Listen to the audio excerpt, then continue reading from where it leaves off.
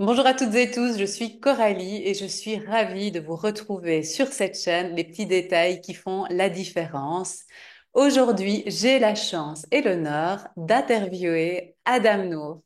Adam, qui est naturopathe, formateur, spécialisé dans la maladie de Lyme, ses co-infections et les maladies infectieuses chroniques. Et figurez-vous qu'Adam, je lui dois une fière chandelle parce qu'il a contribué à ce que ma santé soit bien meilleure et il a aussi contribué à ma reconversion professionnelle en tant que naturopathe. Aujourd'hui, on va partager nos astuces qu'on met en place au quotidien pour se sentir mieux. On a pas mal de passions en commun avec Adam, vous allez voir ça. J'espère que notre discussion va vous plaire. N'hésitez pas à vous abonner à cette chaîne. Je vais interviewer d'autres personnes, toujours sur la thématique des petits détails qui changent tout. Je ne vous en dis pas plus et laisse place à ma conversation avec Adam Nour.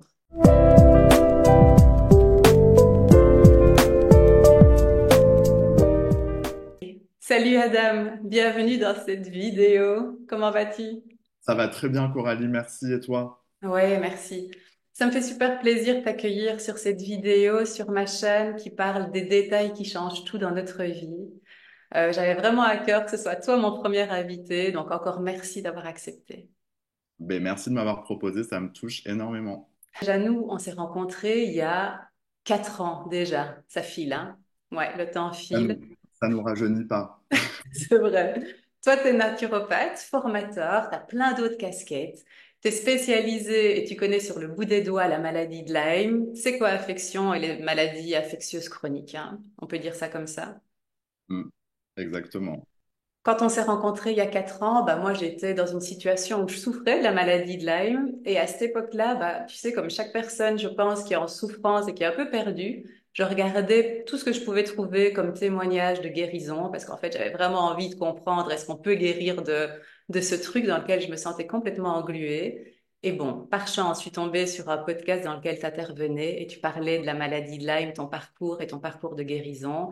Ni d'une ni deux, j'ai pris rendez-vous avec toi en tant que naturopathe. Protocole que j'ai mis en place m'ont sauvé la vie, vraiment. Donc, je te dois une fière chandelle. Je te l'ai déjà dit, mais je te le redis. On a des trajectoires assez similaires. On était tous les deux dans le domaine juridique, avec Ouais, la même spécialité, la ouais, propriété c'est fou.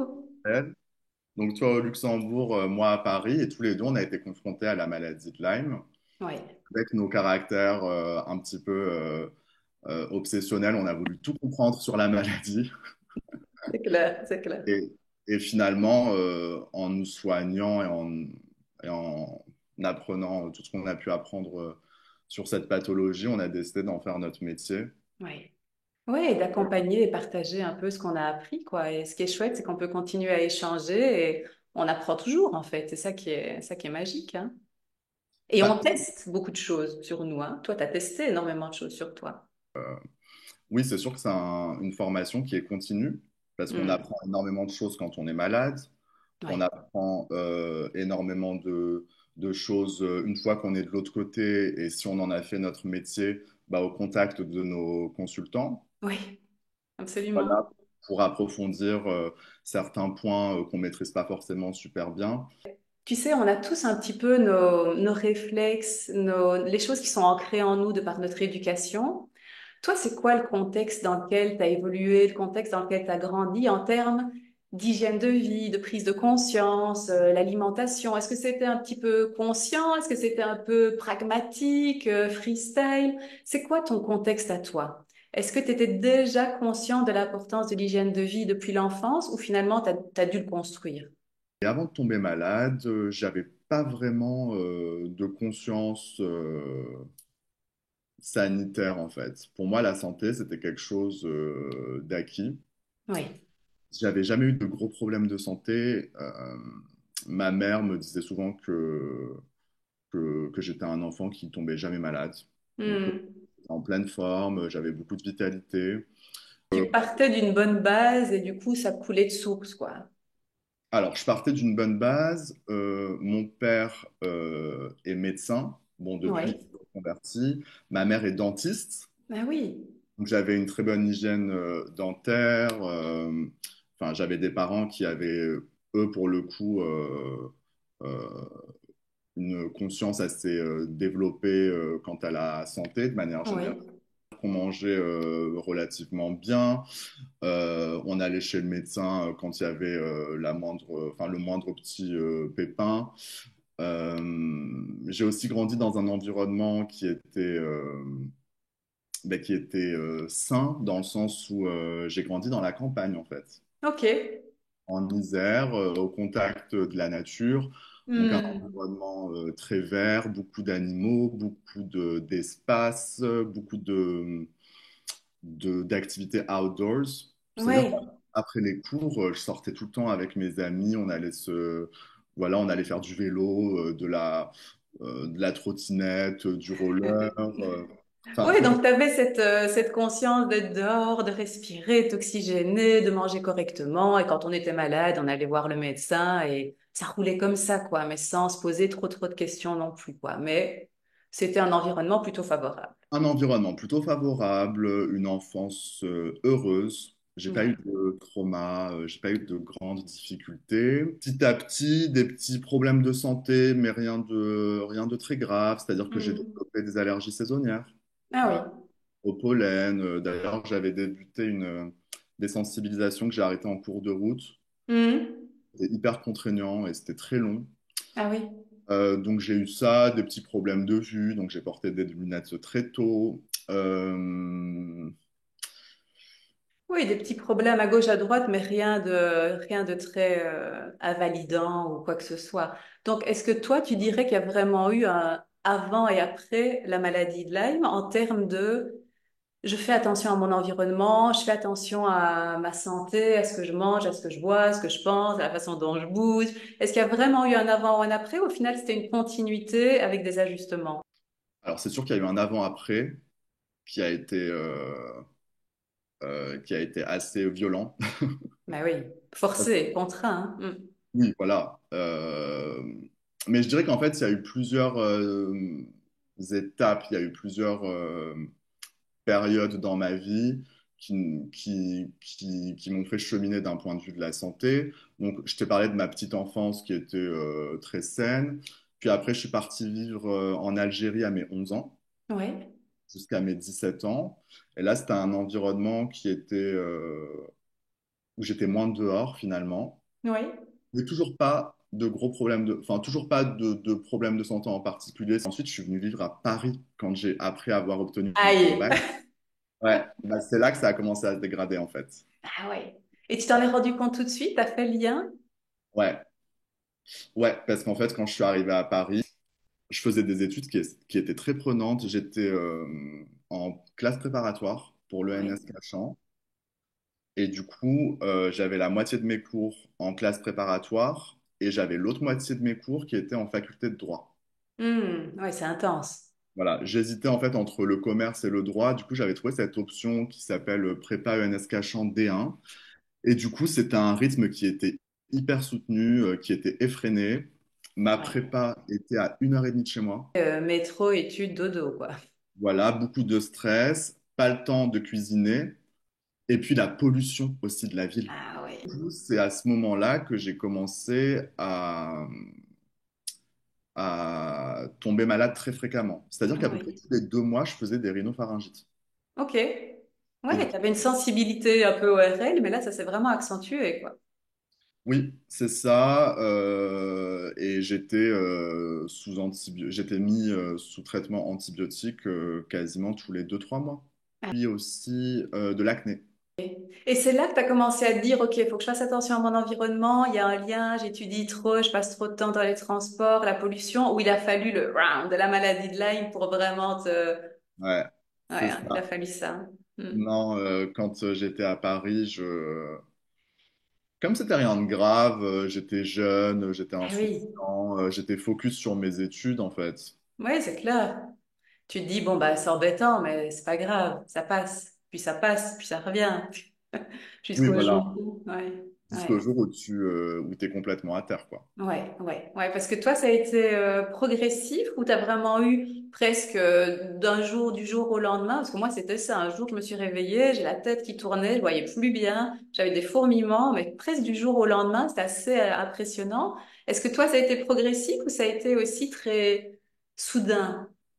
Alors, moi, je me suis réveillé un jour avec une douleur au niveau de la dent, Ah oui. dent située en haut à droite de ma bouche. Euh, Tout de suite, j'ai senti que c'était pas normal. Hmm.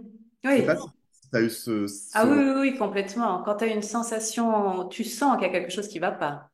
Et puis tu sens que c'est bizarre en fait. Oui, oui, c'est bizarre, exact, c'est le terme. Oui. Donc oui, ça a commencé voilà, du jour au lendemain avec ce premier symptôme, mais j'ai pas eu une déflagration de symptômes du jour au lendemain. Non, ça, Oui. ensuite ça s'est installé progressivement. À ce moment-là, j'étais sous Roaccutane Ah oui, ah oui, pour l'acné. pour l'acné. J'avais beaucoup de troubles ORL à ce moment-là, dans le sens où, en fait, si tu veux, comme je te disais, je contractais souvent des rhinopharyngites. Mais il n'y avait pas que ça. Ma langue était chargée. Ah oui. J'avais un écoulement post-nasal Mhm. qui, au fil des années, s'accentuait. Hmm. Et à l'époque, je ne savais pas ce que c'était. Mais oui, bien sûr. Aujourd'hui, je sais, peut-être qu'on en parlera Oui. plus tard en détail, mais à ce moment-là, je ne savais pas ce que j'avais. Du coup, je ne pouvais pas traiter. Bah non. Et puis, c'était pas grave en soi. C'est-à-dire, c'est très inconfortable, mais bon, tu vas chez le médecin, probablement, il te dit que c'est un virus, une bactérie, peut-être on prend des antibiotiques, on prend des choses pour stimuler l'immunité. Et puis, c'est assez courant. Il y a plein de gens qui ont des problématiques de ce type-là. Et en fait, on vit avec, mais probablement, on devrait pas, hein. C'était déjà une vraie alerte de ton corps. Ça fait ça, en fait. Je pense que j'avais consulté un ou deux ORL qui m'avaient dit que c'était certainement allergique, donc Ah oui, antihistaminique, et puis des lavements du nez nettoyer. avec Oui, du sérum mais physiologique. oui, oui, classique. Puis ça Mais s'arrête là. Quand tu as 20 ans, que tu as un peu la langue chargée, un peu d'écoulement post-nasal, tu vas pas faire une étude approfondie sur la question. a priori, non. Ça, c'est plutôt quand tu as 30 ans et que les symptômes Ouais, ils sont s'aggravent. tellement intenses que ça devient validant. Ouais, absolument. Oui, donc chez toi, il y a vraiment eu, c'est clair, l'avant et l'après. Et donc, du coup, tu dirais que c'est pendant la maladie, pendant ton processus de guérison, que tu as commencé à mettre des choses en place dans ton hygiène de vie, ou tu étais tellement englué par toutes tes recherches qu'au final, bon, bah, c'est après, quand tu allais mieux, que tu as pu commencer à mettre des choses en place. Dès que j'ai compris que j'avais la maladie de Lyme, donc sans rentrer trop dans les détails, j'ai eu ces douleurs dentaires et puis après ça s'est répandu un petit peu partout. J'avais des névralgies, des neuropathies, des paresthésies un peu partout dans le corps, des migraines, des douleurs articulaires, musculaires, de la tachycardie, une cinquantaine de symptômes. Donc ce qui s'est passé, c'est que quand j'ai compris que c'était Lyme, au bout de 9 mois d'errance à peu près, du jour au lendemain, j'ai arrêté la nourriture industrielle, le sucre Oui, raffiné, du coup, qui est compris dans la nourriture industrielle. Euh, euh, j'ai arrêté les produits laitiers, j'ai arrêté le gluten. En fait, je suis vraiment passé sur un régime hypotoxique. oui. Ce qui pour moi était complètement nouveau parce que je mangeais très mal en fait. Ah oui. Mais oui, parce que tu n'avais pas le temps de cuisiner, donc tu prenais vite des choses à la va-vite, j'imagine. Oui. Ouais, mais pour arriver à un régime hypotoxique, tu as dû alors toi te renseigner. À un moment donné, tu as fait tes recherches et tu as vu qu'en effet, il fallait peut-être passer par le régime signalé, quelque chose un peu dans cette veine-là, et tu t'es dit, bon, bah, j'essaye ça. De toute façon, j'ai rien à perdre, faut que j'aille mieux. En fait, c'est mes recherches vis-à-vis de la maladie de Lyme qui est une maladie complexe où en fait on agit à tous les niveaux, c'est-à-dire qu'on agit sur la charge infectieuse, mais aussi sur le terrain de la personne pour soutenir l'immunité et mettre toutes les chances de notre côté de Mais guérir. oui. Et du coup, en faisant des recherches sur la maladie de Lyme et son approche globale, je disais des choses sur l'alimentation, que le gluten étant pro-inflammatoire pouvait accentuer ou en tout cas faire perdurer l'inflammation dans le corps, que les produits laitiers aussi pouvaient être source d'inflammation ou de mucosité. Oui, Donc j'avais tout à fait le lien avec oui. potentiellement mon écoulement post-nasal. Le sucre raffiné, ben, je savais que c'était mauvais, mais j'avais pas la pleine conscience de tous ces méfaits en réalité. Ah oui, bien sûr. Mm. Quand on te dit euh, c'est important de manger des fruits et des légumes, mais enfin, que tu n'as pas d'explication approfondie de pourquoi c'est si important, ben, en fait, ça rentre dans une oreille et ça sort par C'est l'autre. ça. On le sait, c'est là, mais pourquoi? Pourquoi? Pourquoi est-ce qu'on a tellement besoin de ces vitamines, ces minéraux? Pourquoi le sucre vient perturber tout cet équilibre? Ouais, mais quand tu le conscientises ou que tu sens que ton corps est pas content, tu dis, bon, bah, va peut-être falloir que je change quelques trucs, quoi. Et puis, ça t'a fait du bien, j'imagine. Tu as vu les effets aussi sur ta santé, même si évidemment, tu as mis tout un protocole en place avec des plantes et des antibactériens, mais j'imagine que tu as vu que tu te sentais mieux et au fur et à mesure, bah, tu continues ce chemin-là, en fait. Exactement. J'ai du coup changé mon alimentation, j'ai changé mon hygiène de vie de manière générale, c'est-à-dire que je me suis mis au sport parce que j'avais arrêté en fait quand je suis venu pour mes études supérieures à Ah Paris. oui, plus le temps. Plus le temps et puis pas la motivation. Donc je me suis remis à bouger dans la mesure de mes capacités parce que j'étais malade de Lyme, hein, donc je faisais pas des performances Non, mais incroyables. t'allais marcher un petit peu. Je nageais, je faisais des sports doux. Oui. Mais tu t'es forcé parce qu'il y a ça aussi. Hein. Je sais pas si tu le vois avec tes consultants qui sont malades et quand tu es vraiment dans le creux de la vague, tu peux avoir tendance à tout stopper, rester au lit, te complaindre et avoir du mal à avoir l'élan de prendre les choses en main. Tu as un peu ce truc-là. Après, bon, ça peut dépendre de l'environnement, du tempérament de la personne.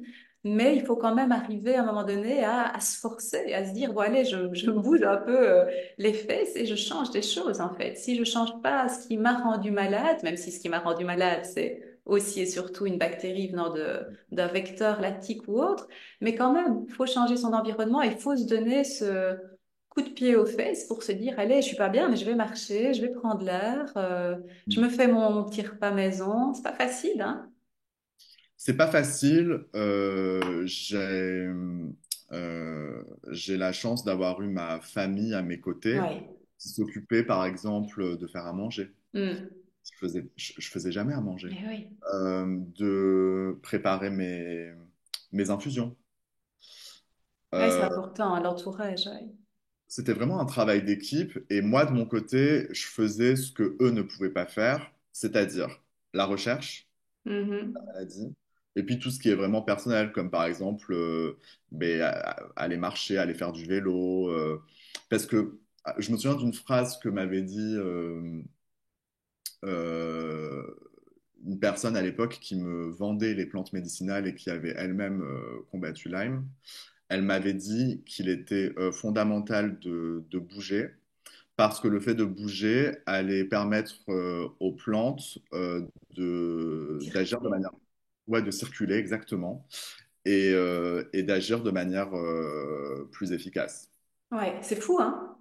J'avais conscience que la circulation de la lymphe, du sang et Mhm. l'oxygénation du corps à travers le mouvement, bah, en fait, ça potentialisait l'effet des plantes. Oui, c'est dingue parce qu'on n'en parle jamais, mais pourtant ça paraît logique, hein, il faut que ça circule.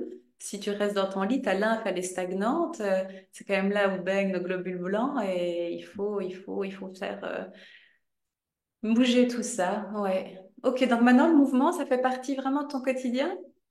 Oui, le mouvement, ça fait partie de mon quotidien. C'est des petites choses hein, qui ont l'air de rien, mais qui peuvent quand même faire la différence. Par exemple, si j'arrive devant un escalator et des escaliers, je me prends Ouais. sur les escaliers. Si j'ai le choix entre prendre le métro ou le Vélib, Oui, tu prendras le Vélib. Ouais. de prendre le Vélib.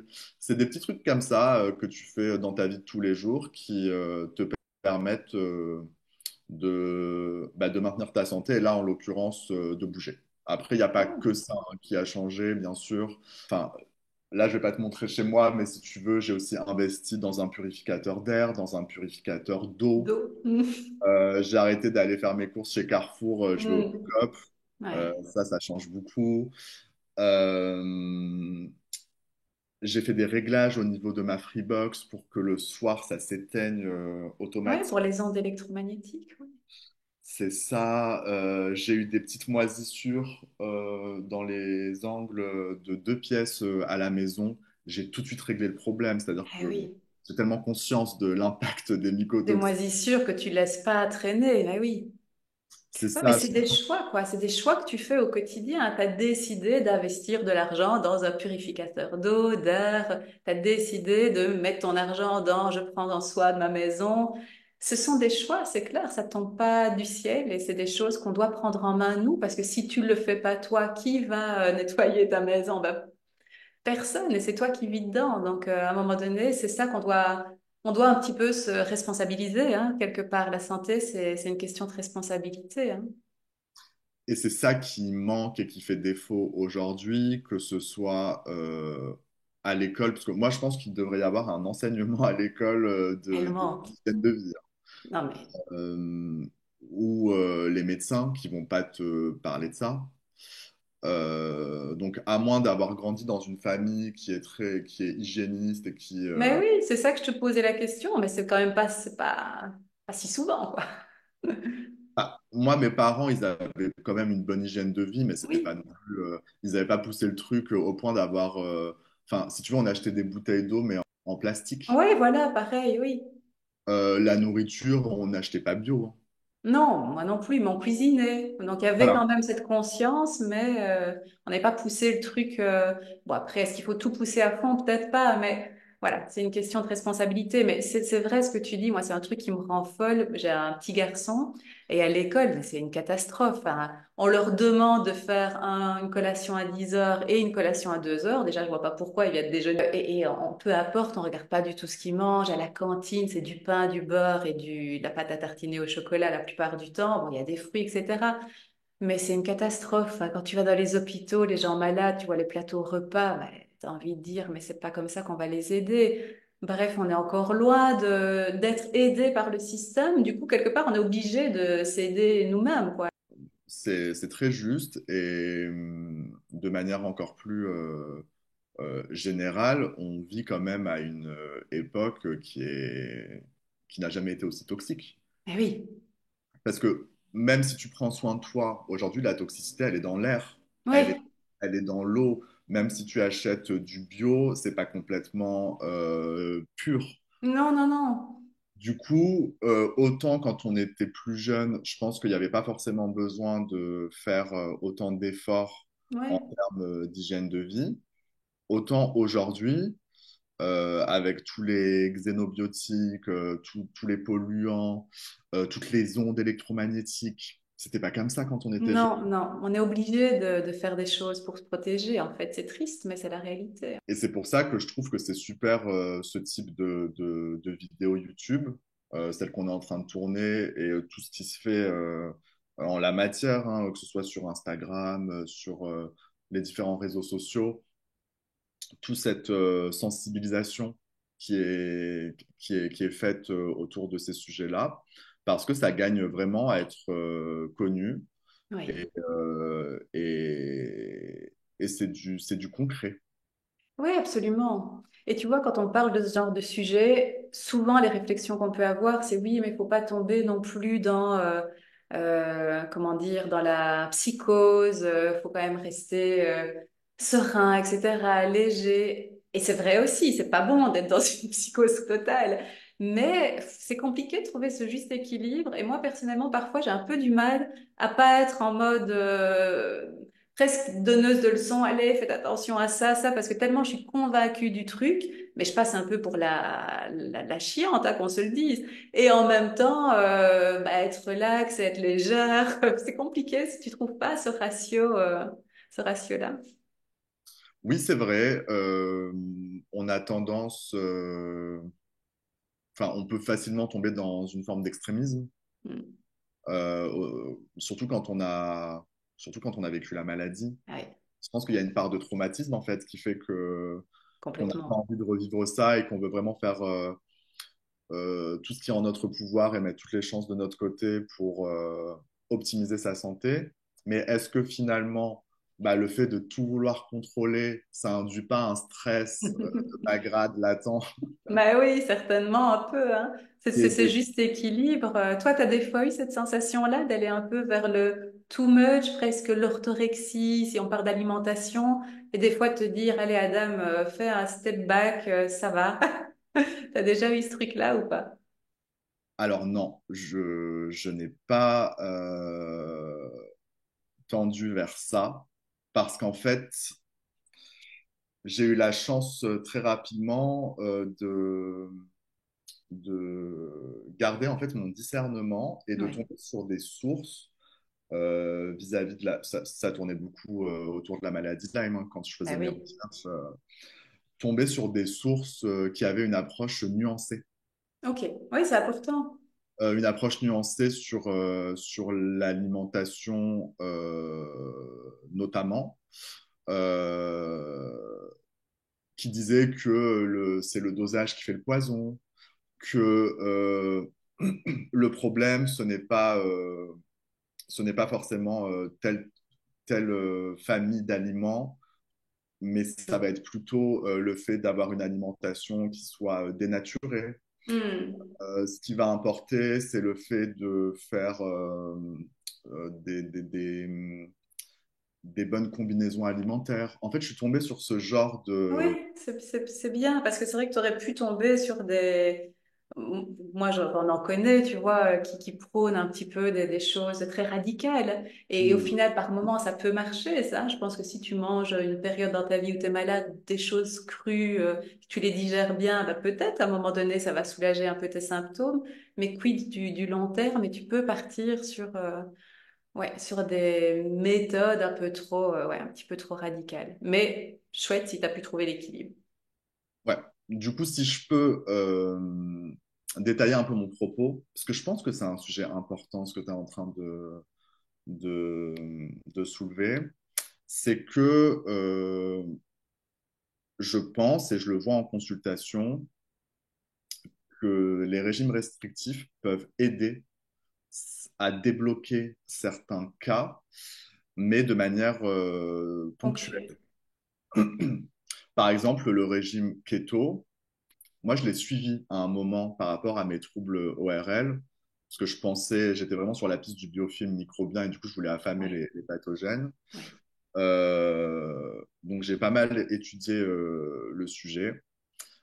Bon, moi, ça m'a pas du tout aidé parce que finalement, mon Oui. biofilm microbien est en lien avec du reflux et Mm, du mm, coup, mm. le fait de manger beaucoup de fromage, beaucoup de tomates, beaucoup de chocolat, mais tu sais, c'est des chocolats sans sucre raffiné avec de l'érythritol. Ouais, Bah, ça n'a pas été bon pour moi, ouais. mais j'ai lu des témoignages, notamment vis-à-vis des maladies neurodégénératives, qui sont incroyables.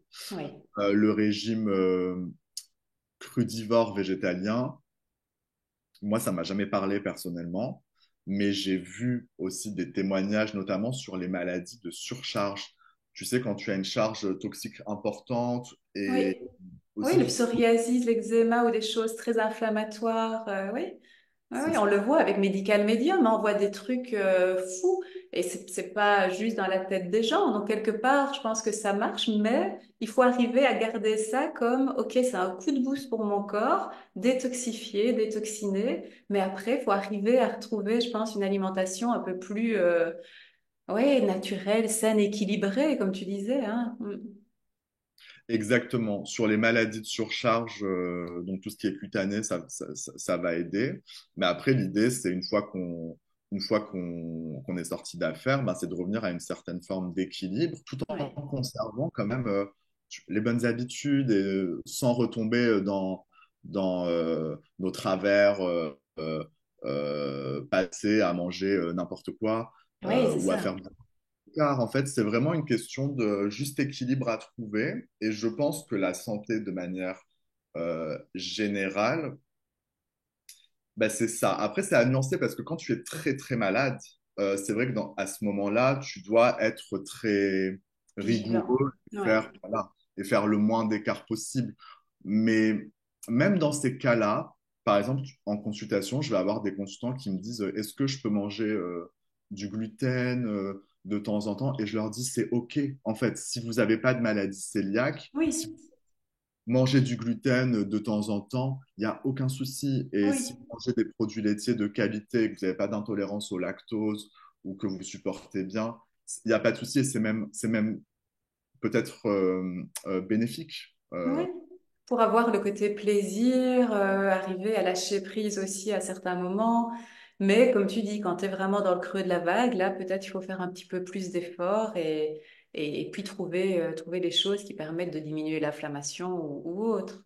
Ça serait quoi, toi, aujourd'hui, tu sais, tes non négociables? Est-ce qu'il y a des choses, par exemple, même quand tu pars en vacances ou si tu as une semaine hyper chargée à l'inverse des vacances, est-ce qu'il y a des choses que tu fais? Mais c'est non négociable, quoi. Ou t'es relax et tu t'ajustes. Bah, ça va pas être sur la nourriture. Oui. Voilà. Donc tu peux très bien te dire, je pars en vacances et je me fais vraiment plaisir, je réfléchis pas trop et Ah oui, puis oui. voilà, quoi. Ah, mais carrément. Moi, bon, peut-être que je devrais pas le dire, Vas-y, on dit tout.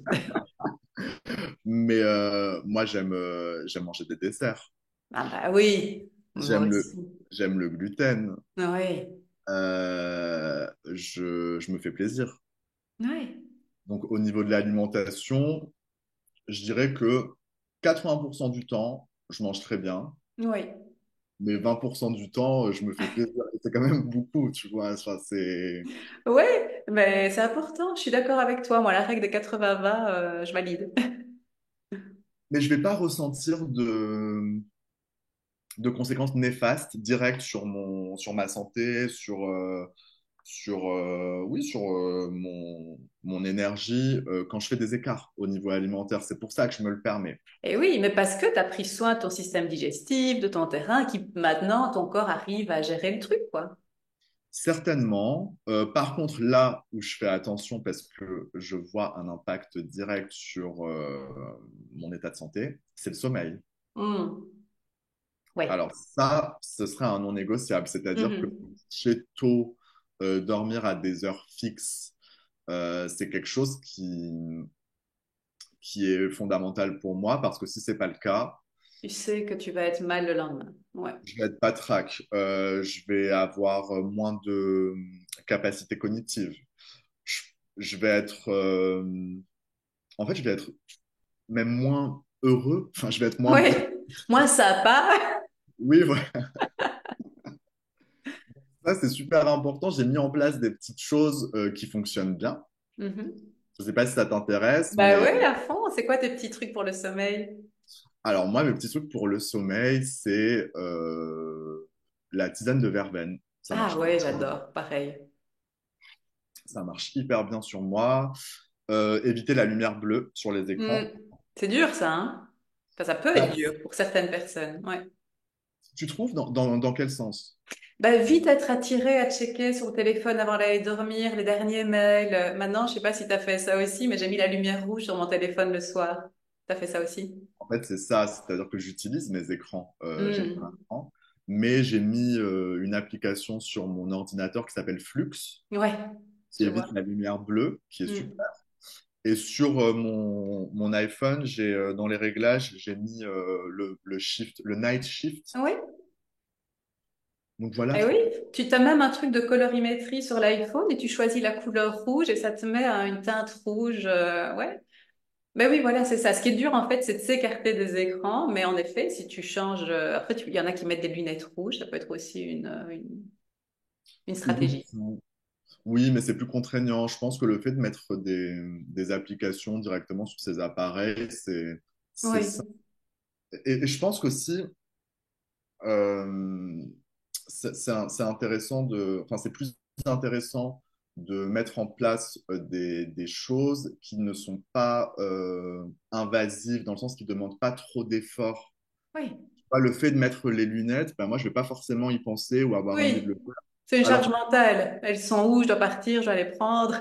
Oui, c'est vrai. alors que quand tu as déjà mis en place des choses qui sont déjà installées ou bien qui s'activent automatiquement, Oui, ben ça, c'est super. c'est vrai. Il faut simplifier la vie, en fait. Absolument. C'est ça, parce que si c'est trop compliqué, bah déjà, ça peut générer du stress. ça peut générer une forme d'excitabilité nerveuse Oui, ou bien oui, de charge mentale, comme tu mais disais. oui. Donc toi, c'est ta petite routine automatique, quoi. Le soir, tu te fais ta tisane de verveine, tes appareils se mettent automatiquement en mode on coupe l'écran bleu. Et tu as d'autres petites techniques. Toi, tu es quelqu'un qui fait des respirations, des méditations, ou c'est pas trop ton truc? J'aimerais tellement dire que c'est mon truc. Parce que je sais à quel point c'est important et à quel point ça fait du bien.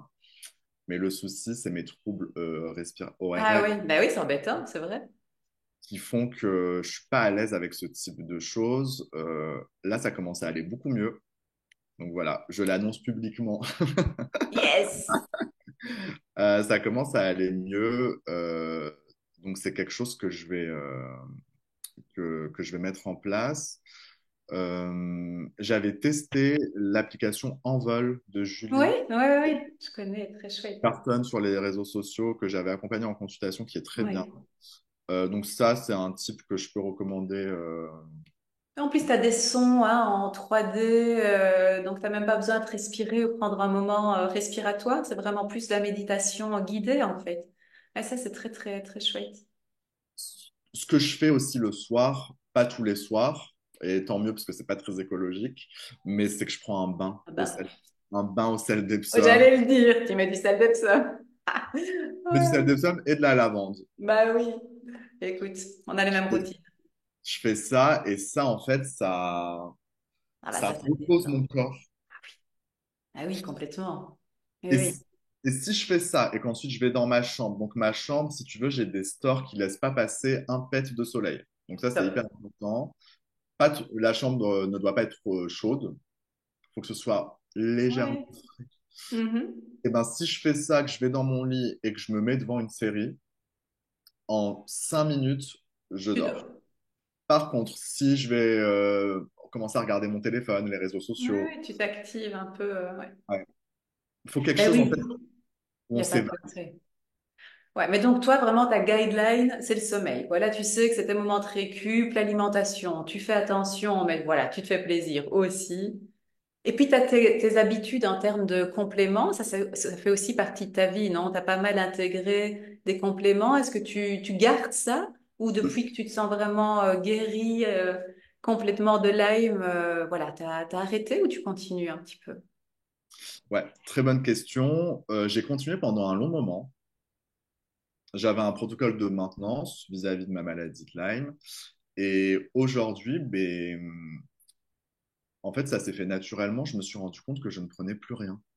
Ah ouais, c'est fou, c'est bien, ça passe bien, non, mais c'est comme ça. Tu ressens plus le besoin de prendre quelque chose, même du magnésium, non, ça roule.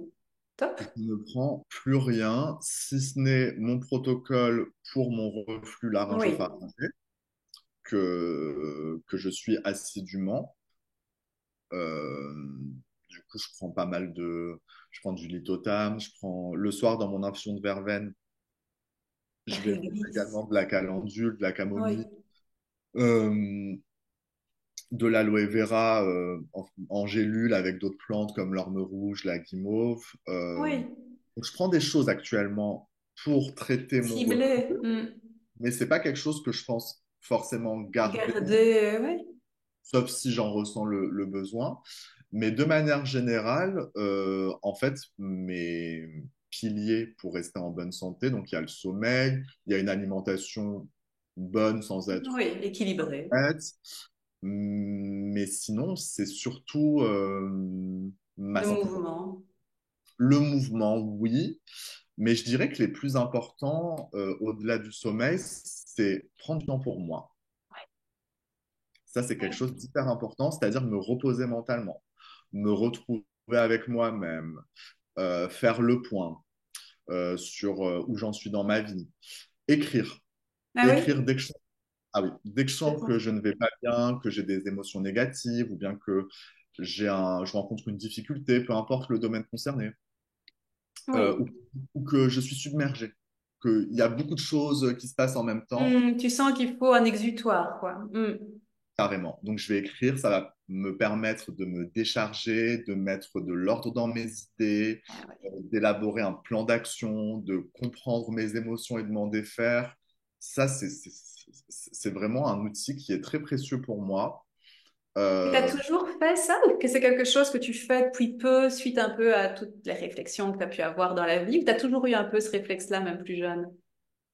j'ai quasiment toujours eu ça et j'ai pas envie de passer pour quelqu'un de fou, mais j'écris, en fait, je fiche même tout.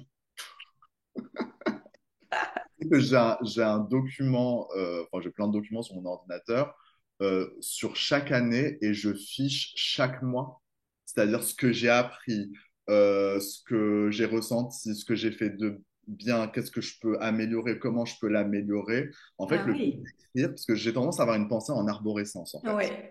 Et Oui, du donc coup, tu remets un petit peu du focus sur tes pensées.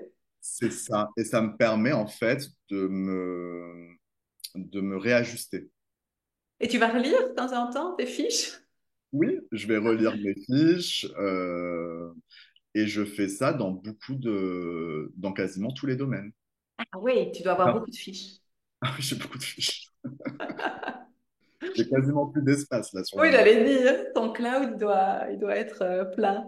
Ouais, mais c'est intéressant parce que voilà, toi, t'aimes écrire, t'en as, bah, ils vont peut-être juste penser, cogiter, réfléchir dans le lit le soir. Chacun ses trucs, quoi, mais en fait, il faut l'expérimenter et si ça te fait du bien, bah, tu continues et probablement tu feras ça peut-être toute ta vie ou en tout cas, c'est un réflexe que tu garderas. Ça, c'est chouette.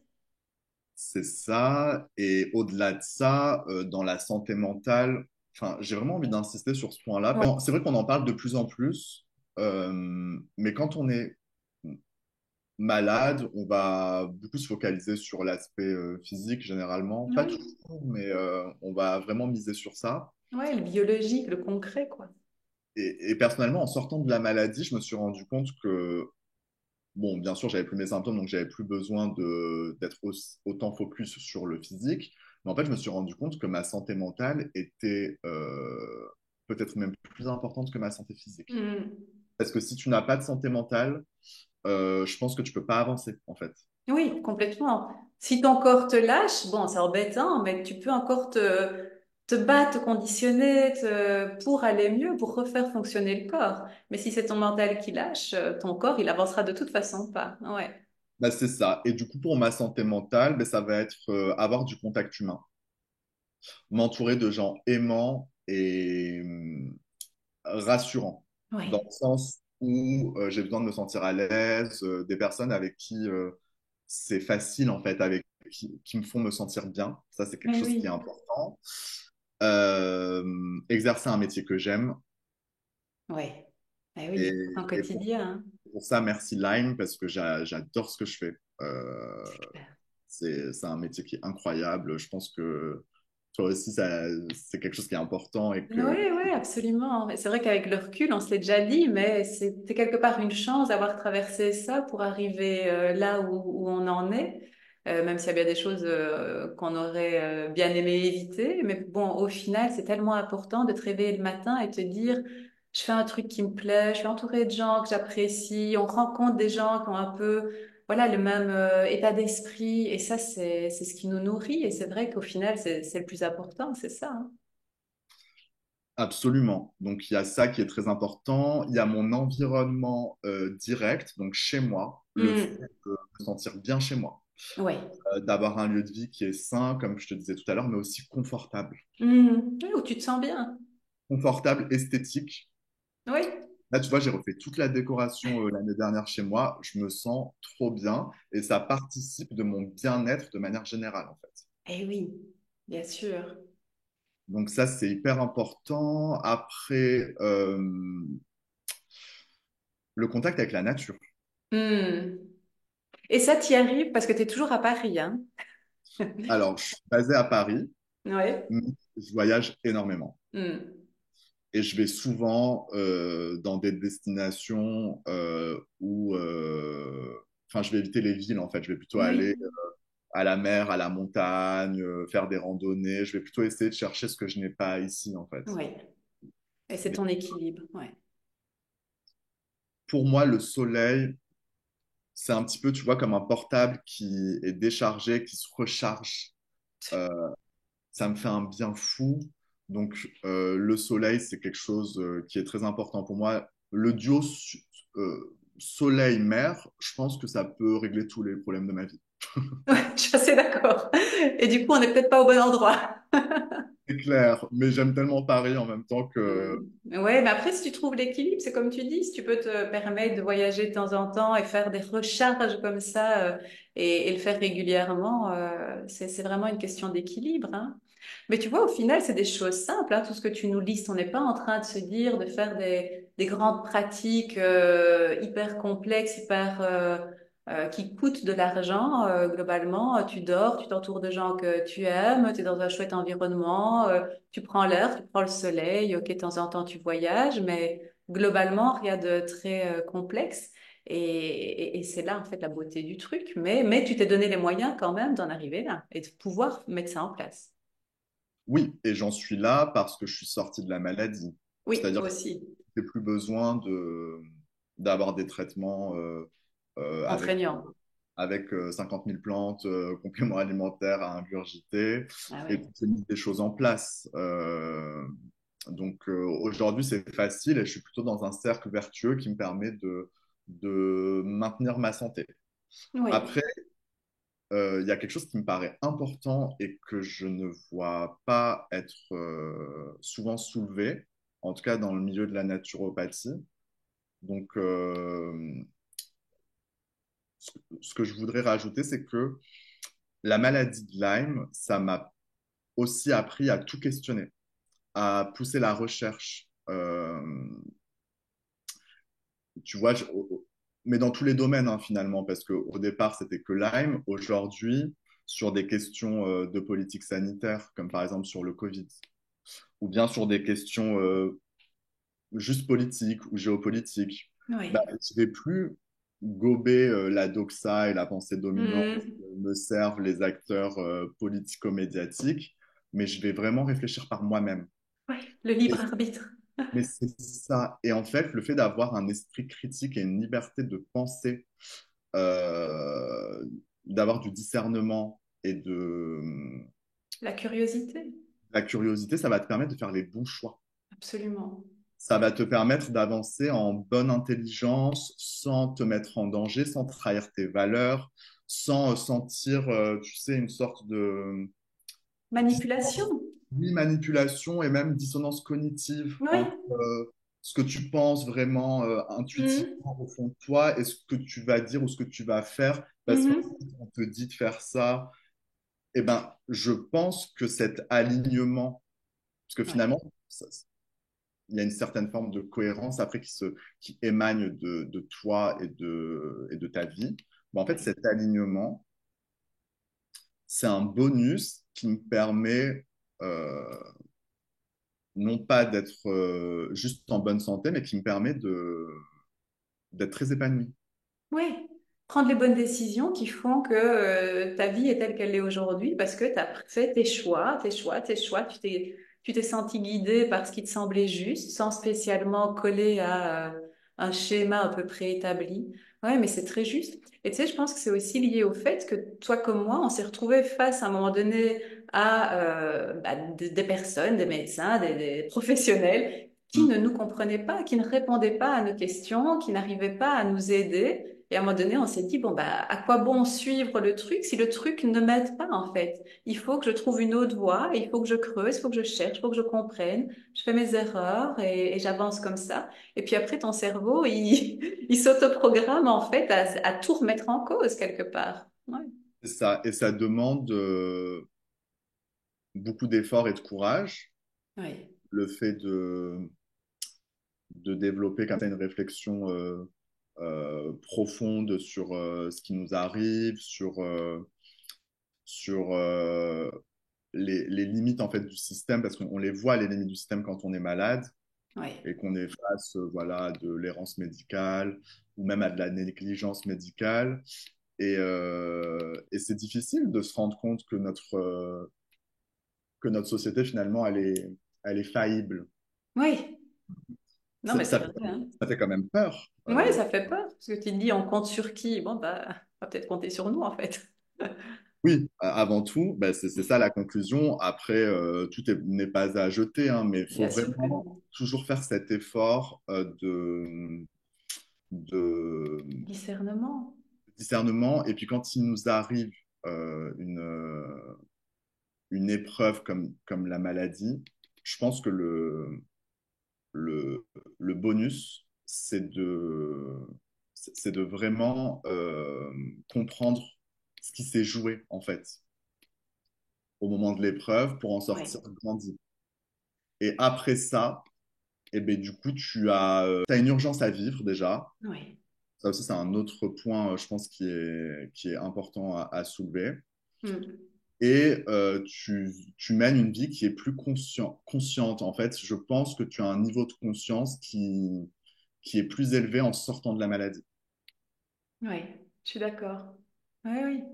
Ouais, quand tu t'es senti au fond du gouffre, ça a un autre goût, quoi, hein. Le fait de se sentir bien, le fait de ne pas avoir mal à gauche, à droite, de pouvoir faire les choses que tu veux et te dire, il faut que je profite, mais il faut que je sois consciente aussi de ce que je fais et de ce que j'apporte autour de moi, à ma petite échelle, mais que ça ait un sens, tout ça. Absolument.